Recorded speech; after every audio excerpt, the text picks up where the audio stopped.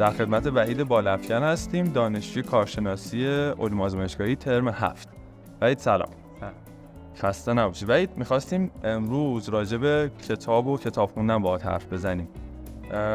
چه کتابایی تا حالا خودت خوندی بیشتر؟ کتاب که خیلی خوندم، خیلی هاشم مثلا نصف خوندم بعد اومده ول کردم، ولی مثلا اونایی که تموم کردم و مثلا دوست داشته باشم بگم، یه سری این که هر کتاب که آقای دارنشان بنویسه کلا دوست دارم. یعنی کلا هم با قلمش، هم با تفکراتش، هم با کلام داستانسرایی و فضای علمی تخیلی که داره داستاناش حال میکنه. بعد مثلا از کتاباش سرزمین شیاطین و سرزمین اشباح رو خوندم و چند تا کتاب هم ازش به معرفی کردن که پیدا نکردم بخونم. یکیش زامبیه، ببینم فقط اسمش زامبی بود، یکیش جلاد لاور. این دو تا رو گیل نمی‌بردم، ولی سرزمین شیاطین و سرزمین اشباح رو خوندم و خیلی هم دوست داشتم. یک کتابی خوندم و اونم خیلی دوست داشتم، در حالی که باید رفتم پادکستش هم گوش دادم. مثلا مرد و زندگی اروین یالوم بود، اروین یالوم و زنش، این با همین کتابه. اروین یالوم یه روانشناس خیلی بزرگه، اکثر کتاب و اکثر رفرنس‌های روانشناسی هم مال این بشره، ولی این کتابش با همه کتاباش فرق داره. این کتابش وقتی که متوجه میشه زنش سرطان داره، فکر کنم یه مریضی بدبین داره که داره میمیره، بعد با زنش تصمیم میگیرن تو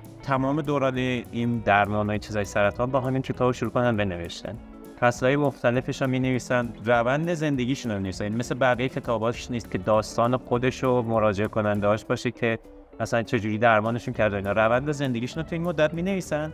بعد از فصل 18 کتاب فکر کنم زنش میمیره و اروین یالوم با تمام بیماری‌های روانی که از مراجعه کننده‌اش درمان کرده خودش روبرو میشه. یعنی تمام حتی به خودکشی فکر میکنه، میره تا اقدام. با خیلی اصلا کتاب جالبیه که یه روانشناس خودش گرفتار اون چیزایی میشه که درمان میکرد. وحید یه چیزی که می‌خواستم بدونم اینه که به نظرت کلاً چه کسایی باید کتاب بخونن؟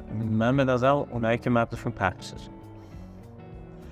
خود من یادم تو دبیرستانم اینجوری بودم که خب خیلی کلاً زیاد از حد شیک می‌بودم، زیاد از حد سالن میرفتم، زیاد از حد نه فکرم، یعنی تمرکزم افتضاح. بعد مثلا قبل امتحانات قشنگ یادمه یه کتاب یا یه رمان میگرفتم دستم میگفتم تمامش هم میکردم تا تو امتحانا بتونم درس بخونم که بتونم یه جا بشینم و مغزم جمع بشه. واقعا از این نظر به خودم خیلی کمکی میاره. یه چیزی که میخواستم بدونم اینه که آدمایی که کتاب میخونن از نظر کلاً با بقیه چه تفاوتایی دارن؟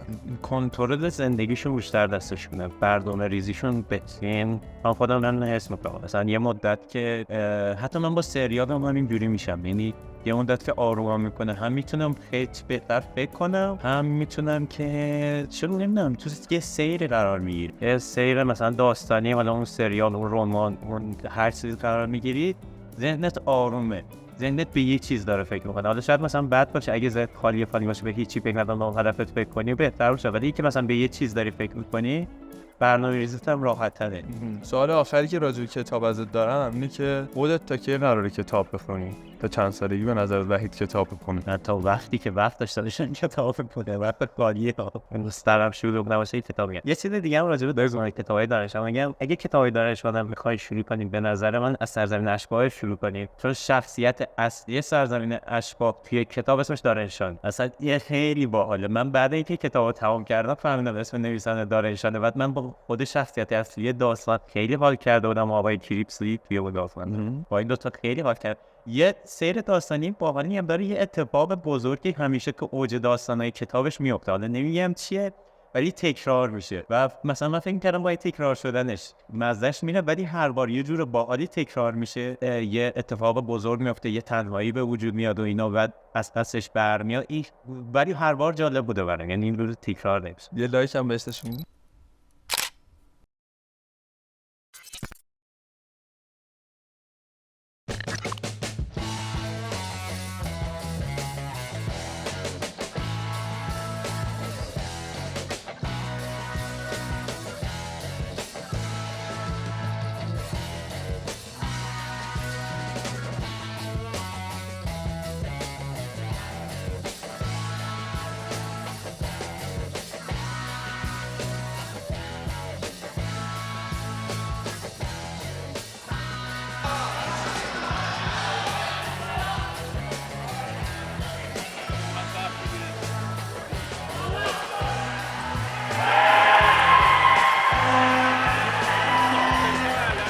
دوستان بدونم کتاب خوندن از نظر شما چجوریه؟ قطعا خیلی از شما اصلا فکر نکنم تا حالا سمت کتاب و کتاب خوندن رفته باشید، ولی یه نکته خیلی مهمه، اونم اینه که اصلا دید شما نسبت به این مقوله چیه. مثلا خیلی‌ها دید خیلی خوبی نسبت به سریال یا حتی فیلم سینمایی، گیم یا هر چیز دیگه دارن. دوست دارم از نظر شما یه نفر که کتاب میخونه چه جور آدمیه؟ اصلا چرا خودتون کتاب نمیخونین؟ کتاب از نظر شما چیه در این؟ یه سواله که خیلی همه چیزو مشخص میکنه دیگه. یعنی به نظرم تا آدم دیده درستی نسبت به چیزی نداشته باشه خب قطعاً سمتش نمیره و مسخرهش میکنه. یه نکته خیلی مهم دوست دارم آدما یا خودم بیشتر حتی توی لحظه‌ای که دارم زندگی میکنم خیلی دقیق‌تر بشم، یعنی بدونم که دقیقاً دارم چه بویی حس میکنم، چه چیزی رو میشنوم یا چه چیزی رو میخونم، چه فضایی رو تجسم میکنم. خب این خیلی برام مهمه. کتاب دقیقاً همین عمق رو به لحظه‌های آدم میده.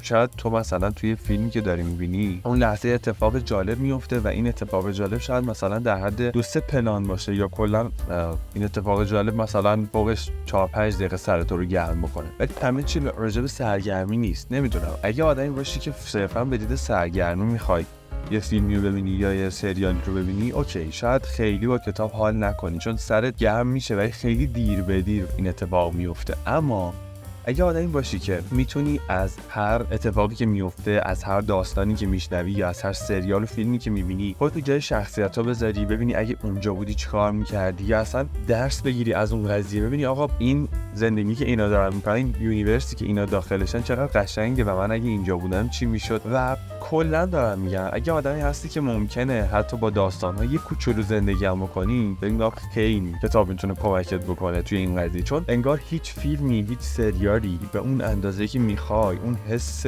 زندگی مجددت رو پاسخگو نیست. میدونی تو عملاً میتونی با کتاب یه زندگی مجدد تجربه کنی. فکر کن اینجوری بهت بگم، شخصیتت شبیه یکی از آدمای مثلا توی این کتابه، عیناً شخصیتت شبیهشه.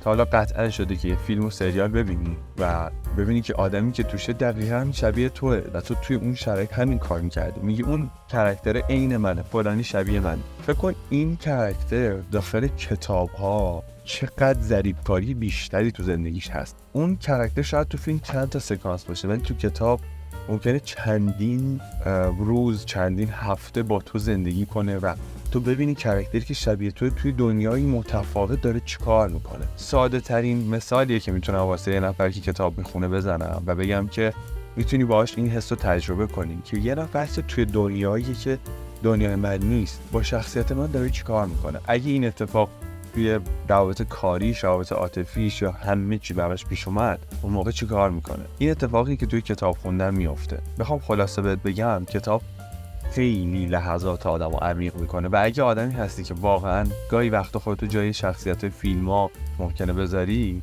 به نظرم یه بار یه کتاب رو امتحان کن. اونم نه کتاب روانشناسی که کتاب علمی، فقط کتابی که داستان خیلی خیلی خیلی با جزئیاتی داشته باشه و بعد ببین که چقدر میتونی با اون کتاب حال بکنی. از نظر من کتاب فقط یه اسمه. اون ظرافت توی جزئیات، اون طنازی توی نوشتن داستان‌ها و شخصیت پردازی، تمام هنر ادبیات نمیتونه فقط به تصویر کشیده بشه. یه جورایی جایی هست که تصورات، تخیل‌ها و دنیایی که از چشم من دیده میشه با تو متفاوته. ما نمیتونیم به یه فیلم نگاه کنیم و برداشت یکسان داشته باشیم. به نظر من یه کتاب بخونیم بهتر حرف منو درک کنیم. هر کسی تایپ خودش رو توی انتخاب کتاب داره. مثلا یه نفر کتاب تک جلدی خیلی قطور دوست داره که دوست داره مثلا بشینه هزاران صفحه کتاب بخونه، یا مثلا یه نفر اصلا اینجوری دوست نداره، دوست داره داستان خیلی سریع تموم بشه. یه نفر اصلا داستان دوست نداره، دوست داره از نظر منتالی و روانشناختی ببینه الان چه مشکلی داره یا چطور میتونه قوی تر بشه. یا شاید فقط یه نفر دوست داشته باشه دنیای پیرامونش رو بهتر و بهتر درک بکنه. این بستگی کاملا به خودت داره. خود من اصلا از کتابای تک جلدی خوشم نمیاد یا اصلا از کتابایی که روانشناختیان خوشم نمیاد. خود من عاشق کتابایی هستم که سری ان، یعنی مثلا یه سری 10 جلدی، نمیدونم 20 جلدی از یک دنیای داستان فوق العاده با جزئیات خیلی ظریف‌کاری شده. من چیزی که دوست دارم اینجوریه. ولی میدونین به نظرم چیزای خوب و آدم باید همیشه یه بار تو زندگیش امتحان بکنه.